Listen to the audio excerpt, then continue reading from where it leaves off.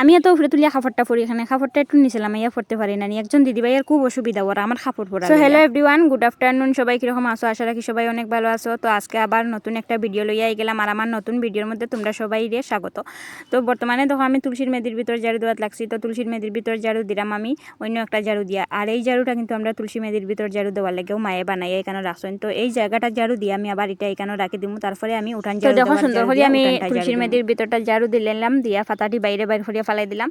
তারপরে আমি ঝাড়ুটা আবার এখানেও রাখি দিলাম, জায়গার ঝাড়ু জায়গাত রাখি দিলাম। তারপরে আমার উঠান ঝাড়ু দেওয়ার ঝাড়ুটা লই নিলাম। তখন আমি দেখো বন্ধুরা তুলসীর মেদির ভিতরটা ঝাড়ু দেওয়ার পরে এখন কত সুন্দর লাগে। আর প্রতিদিন ঝাড়ু দিয়ে রাখলে তো ভালোই লাগে, লেপলে তো আরোই ভালো লাগে। তো আমার ঝাড়ু দেওয়ার শেষ, আর এখানে এক বালতি জল যেন দেখায়, জলটা হয়েছে গিয়ে ঠাকুরের বাসন ধোয়ার লাগে। তো এই জল দিয়ে বাসন ধুয়ে তারপরে ঘরের থেকে আবার ভালো জল দিয়া ঠাকুরের বাসনটি আর কি ধোয়া হইব। তো যাই হোক, ওখানে আমি উঠানটা ঝাড়ু দেওয়া লাগি গেলাম দেখো। আর সারাটা উঠান ভালো করিয়া ঝাড়ু দিব, এত বড় একটা উঠান দেখছো, ঝাড়ু দেওয়াত লাগলে মানে শেষ হইতো করিয়া হয় না। আর শুধু উঠান তো নাই, চারিদিকে এত জায়গা, মানে সব জায়গা ঝাড়ু দিতে লাগে প্রতিদিন। তো সকালবেলা মানে ঝাড়ু দিতে পারছি না, সকালবেলা ঘুম থেকে উঠে স্নান করিয়া মানে রান্না করাত লাগি গেছিলাম, তাই মানে উঠানটা ঝাড়ু দেওয়াত লাগতে লাগতে অনেক লেট। সকালে ঘুম থেকে উঠিয়া মানে যত বাসি কাজ আছে সব কিছু গুছাইয়া তারপরে আমি স্নান করিয়া কিন্তু রান্না করি, শুধু উঠানটা ঝাড়ু দেওয়ার বাকি থাকে আর বিছনাটা গুছানির বাকি থাকে, কারণ বর্মশাই তো একটু পরে ঘুম থেকে উঠুন, তাই বিছনাটা থাকে আর উঠানটা থাকে। তো যাই হোক বন্ধুরা, এদিকে আমি উঠান ঝাড়ু দিলাম। আমার বাবাই অনেক শরীর ধরছে বুঝছো, আমার স্ট্যান্ড রিটার্ন নেওয়ার লাগে, আর স্ট্যান্ড দিছি না দেখে বুঝছো হে কিরকম রাগ করিয়া দেখো মাটির মধ্যে ঘুমাই থাকছে। হে রাগ উঠলেও এরকম মাটির মধ্যে ঘুমাই থাকে। ওখন আমি সিংলা লইয়া যাই, দেখো কি পরিমাণে বয় পায়, সিংলা লইলে আবার বেতালা বয় পায় বুঝছো, কিন্তু ফট করিয়া মাটি থরি যায়, ড্রেস বড়াইলা, এটা মানে হে বুঝে না যে ড্রেসটি আমার বড়ি যার বা আমার শরীরে মাটি লাগি যার। তো সিংলা লইয়া কুদাইয়া যাওয়ার পরে দেখো মানে ডরাইয়া উঠি গেছে, উঠিয়ে কি খান্না রে বাবা রে বাবা, মায়ে মারছে মায়ে মারছে, এদিকে তার টাম্মায় হইরা খিতা হয়েছে। তো হে এখন মায়ে মারছে। দেখো বন্ধুরা, তোমরা হয়তো দেখলাই আমি কিতা মারছি নি, শুধু সিংলাটা লইছি, কিন্তু হে আমার নামে বদনাম চড়ার যে আমি তারে মারছি। তারপরে একটু আদর করলাম, আদর করার পরে তারপরে শান্ত হইল। মানে যত সময় কুদাইয়া তারে আদর করছো না অত সময় হে শান্ত হইতো না। তো যাই হোক, তারে শান্ত করিয়া তারপরে আবার আমি লাগলাম উঠান ঝাড়ু দেওয়া। তার এখন বাবা এখান না হাঁটি করে না, অনেক কাজ রয়েছে, মার কাজ গুছাইতাম, তো তুমি খেলাধুলা করো আমি কাজ করি, কোনো রকমে বুঝাই বাজাইয়া তারপরে আবার লাগলাম ঝাড়ু দেওয়াত। তো আমি ঝাড়ু দেওয়াত লাগছি, আর এদিকে দেখো হে আমার পিছন পিছন লগ ধরছে, আমার কাপড়ের মধ্যে দরিয়া বইতে আসছে।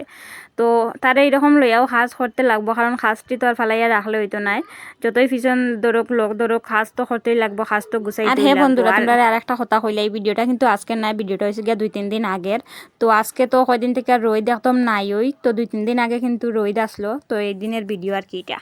তো যাই হোক, মানে ঠান্ডার মধ্যে এখন কাজকর্মও করা যায় না, বেতালা অসুবিধা, ওয়ের মধ্যে ফুলাফান থাকলে তো আরও অসুবিধা। এটা ঠান্ডার মধ্যে মানে তারা ঠান্ডা লাগি যায়, সবসময় কান্নাকাটি করে, তো এইরকম কাজ করতেও খুব অসুবিধা লাগে। আজকে 2-3 দিন থেকে বুঝছো মানে রোদ নাই বলতে একদমই রোদ নাই, একবারও রোদ। তো আজকে আমার একটা কথা হওয়ার আছে একজনে সেদিন আমার একটা ভিডিওর মধ্যে, রিলস ভিডিওর মধ্যে কমেন্ট করছেন যে আমি এত উপরে তুলিয়া কাপড় পরি, এখানে কাপড়টা একটু নিচে লামাইয়া পরি না এখানে।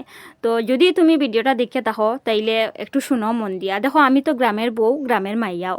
তো আমি যেহেতু গ্রামের বউ, আমার তো সারাদিন মানে মাঠিয়ে সাটিয়ে অনেক কাজ বুঝছো, ঘুম থেকে উঠিয়া সারলে আমার মাটিতেই কাজ, সব কাজই মাটিত। আমার বাড়ি ফাঁক্কারও নাই, বিল্ডিংও নাই যে আমার ঘরে ফাঁক্কা বাইরে ফাঁক্কা, আমি সবসময় ফাঁক্কার মধ্যে তাকমু। আমার কাপড়টা যদি নিছিলাম মাইয়াও পরি মানে কোনো অসুবিধা হইতো না, কাপড়টা বর্ত না। আমার জামাই কোনো চাকরিয়ান নাই গো, আমার জামাই সামান্য একজন টাইলস মেস্তর বুঝছো, তাই আমার জামাইয়ে কোনো মানে 4তলা 5তলা বিল্ডিং বানাইয়া রাখছেন না যে আমি ওই বিল্ডিং এর মধ্যে তাকমু আর সবসময় কাপড়টা নিচে লামাইয়া ফরমু।